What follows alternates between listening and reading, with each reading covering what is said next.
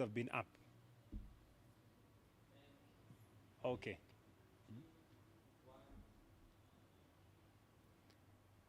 Good evening, good morning, good afternoon, whichever place you are watching us from. Well, today is a special day together with Dr. Wahome Ngare. We are doing a live on this hot and critical topic that we've been handling for a while now, for the last 3 weeks, on this whole subject to do with infertility. And many couples out there, both men and women, are asking, how can we be able to overcome the challenge of pregnancy? How can we be able to, grapple with this issue of infertility? And with us, we are really honored and privileged to have Dr. Wahome Ngare. He is a renowned gynecologist in private practice, right in CBD, and right at the very tail end, we hope to receive more information on where his hospital is based. And I know also in the description, we will also be able to highlight his contact details for the office. So just in case you need some more intervention, feel free to reach out to him. But be that as it may, right here on this live platform, feel free to go ahead and ask whichever question you have on matters to do with infertility.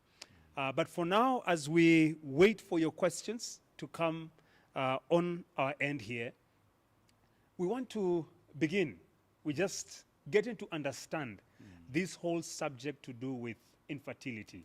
So what do we mean in the medical world? What do we really mean by that terminology, infertility? And would you say, Daktari, that this is now becoming a common problem among couples today? Yes, well, thank you very much, and I'm happy to be here. Thank you, sir. Yes, it is a very sensitive subject that we are discussing, infertility. And infertility is defined as the inability of a couple to conceive a pregnancy after having regular sexual intercourse for a period of 1 year. And it means that they are ideally within a year of marriage would expect some results. Okay. So if that doesn't happen, then at least 1 year after, we are allowed now to consider this as a problem. Okay. And then do the investigations. Now, WHO puts infertility at about 17.5% worldwide. Kenya, of couples? Yes, couples. Okay. Yes. In Kenya here, the last studies were a bit old, about 2005, and it was about 3 to 4%. Okay. But we are beginning to see a little more of it in the clinics, so that just as my practice over the years, we're beginning to see more and more couples who have infertility, and they're tending to be younger and younger. So it seems to be a problem we should be concerned about, but I haven't seen any latest studies on anything else other than the 2 to 3%. Okay. Yes. And what seemed to be causing it? Because even seated here listening to you, 17.5% globally is pretty high. It's pretty and, high. and I can guess in the past, with past records, we could be on a rising trajectory. Yes. So what's causing all this? What's really the issue? Well, for a long time in this country, the main cause of infertility has been tubal damage. Okay. So let's try and simplify it for the viewer. We need the male seed. Yes. And we need the cervix or the womb of the woman to be able to produce a certain type of mucus that would then be able to preserve and carry the sperm up the tubes. And we need the tubes to be open, and we need the woman to be able to ovulate and release an egg so that fertilization can occur. Yes. So anytime we're dealing with infertility, then that tends to be the sequence of investigation. Personally, what we do in our clinic is we first make sure the couple understands what we call the fertility window. Okay. The woman is fertile for only 4 to 6 days in a month. And some people think that if you have sex very frequently every day, Wow. it is going to improve your chances. I hope you got that. 4 to 6 days in a month. Just 4 to 6 days Okay. in a month. Quite a short period there. Yeah, so anytime we have a couple that comes to us with infertility, the first thing we want to understand from the history of the woman is whether she knows that mucus of fertility and whether she recognizes her fertility. Okay. And if she does, then we ask them to go and use that period to try and see whether in the next 2 or 3 months they would be able to conceive a child. Okay. We've found that we have couples now who are living apart. So the husband is in Mombasa, the wife lives in Nairobi. The gentleman is able to come maybe once or twice in a month. And for a whole 6 months, they could actually just be missing the period of fertility. Oh, okay. So we ask that history first, and if the patients, if the clients know this, then they go and use that. If they don't know, we teach them, and then they try it. If for 2 or 3 months they do not conceive, despite seeing the mucus, then we engage actively in investigating them. Okay. So the man is checked to see whether he has sperm in a test called semanalysis. Is a test that is quite tough, and because the specimen is given through masturbation, Okay. and it causes elements of concern among many people. There used to be a special condom that was non-medicated. It's called a perforated condom. Okay. That could also be used by couples. Is not very common in this country, but it is available in the market. Okay. So the man checks, we check and see whether he has a good sperm count. And then the woman, you generally check if her tubes are open. There is a special X-ray that is done called HSG. It's called hysterosalpingogram, HSG. Yes. That checks if the woman's tubes are open. And that would basically be the initial sequence of tests. Okay. In this country, most of the time we would find that the tubes have a problem. Most of the time it used to be tubal damage.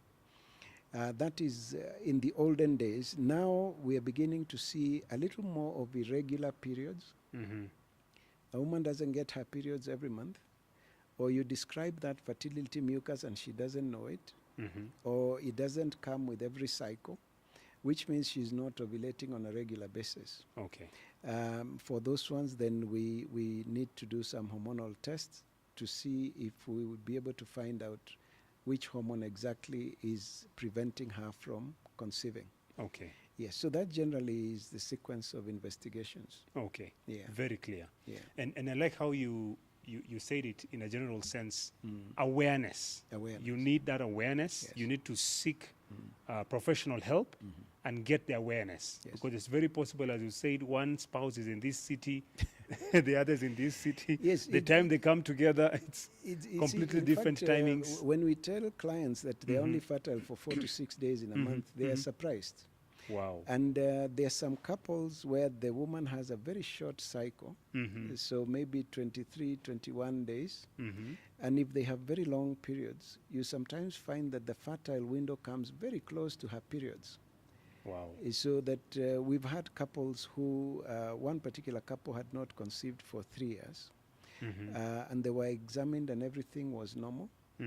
And when we just took that history about her menses and when she notices the mucus, we discovered that actually she gets her fertility just at the tail end of her periods. And because she had always gotten this from the time she started her periods, she would assume that mucus-like secretion is part of the periods. So she would wait for it to get finished completely. And what was happening is that they were having relationships when she was not fertile for 3 years. For a whole 3 years. Yes, and when we explained the fertile window and she went and used it, she was pregnant the next month. Wow, just like that, Just the like following that. month. Yes. Amazing. Now, another one that we found that is very interesting, that's why the history is important, is couples who believe that the more frequent you have sex, the higher Yes, the chance. I wanted to go there and Yeah. ask you. So now they're having sex daily, almost every other day, and working very hard, to make sure that it happens until it becomes a duty that is even stressful. But unfortunately, when you do that, you reduce the sperm count. Oh, So so those one who are week, saying, 1 week this of is my mission, we are, the mission is procreation, nothing more, and eating groundnuts. And by then you'll tell us about that. I think it's a myth or something. yes, People eating groundnuts. Yes, so you find that at least before, in our clinic, before we become very aggressive in Yes. investigating, we really want to understand whether the couple know about the fertile window, Okay. and it reduces the cost of investigations. If you take a good history, you might find that just the history alone will kind of guide you into where you want to go. Okay. If she's getting her fertile mucus and is not conceiving, then you know it cannot be hormones, because the mucus indicates that she's ovulating, and you can quickly go to other investigations. Okay. Yeah. Wow. Well said, Daktari. And I'm also thinking, in some cases where you find couples not engaging, as you call it, relationships, in quotes, or, engaging in sex, during that period, when the lady is going through that, that season of the month, what's your take on that? During the fertile window or the menstrual cycle? Menstrual cycle. Because I can imagine for that person, and it could be, they can't really tell when the menstrual cycle has ended and when now the fertility window has begun. That is only an issue when the woman has a very short cycle. So Okay. the average cycle, which most women experience, is 28 days. When you count from the beginning of the period to the next one. Because it is the second part of the cycle that is regular, from ovulation to periods tends to be more regular, 12 to 14 days. But the period from end of periods, the beginning of the period up to the time the mucus starts, can vary a lot. So if you have a 21-day cycle, you find ovulation tends to happen around day 7. If you have a 28-day cycle, ovulation tends to happen around day 14. So it is when the cycle is very short, ovulation tends to go closer to the menses. So it is important for that history. So it's not for everyone that there would be need, but for the ones with very short cycles, they would need to start having their sexual relations before the blood is completely cleared. Okay. When there is still that mix within the mucus and the blood. Yes. Okay. Well said, Daktari. Yeah. Now, you mentioned something about sperm count. Yes. Tell us what's happening. We had this discussion earlier, and you were saying how some years back it was noted that it's in the UK where the sperm count had drastically reduced. Yes, I remember when we were training in our undergraduate and postgraduate levels, that would be almost 20 years back. Yes. We were told that the sperm count in Europe and UK was decreasing. And we found it very funny, the story of sperm count. That time, we didn't have issues of sperm count. There were very few. But today, unfortunately, when we are investigating couples, we are getting more men who have fewer sperm count. And we are even getting some who have no sperm count at all. They actually have no sperm. Zero sperm. And that's very unusual because from a scientific point of view, there is a difference between impotence and fertility. Now, impotence means the man cannot get an erection. In other words, he cannot perform. And that can happen in nature. If the testes fail, other things can happen. A man can be impotent, and people can be born impotent. But where you have a physically active man who is able to have a normal sexual relation but has zero sperm, that is very, very unusual. Wow. And that is becoming more and more common. And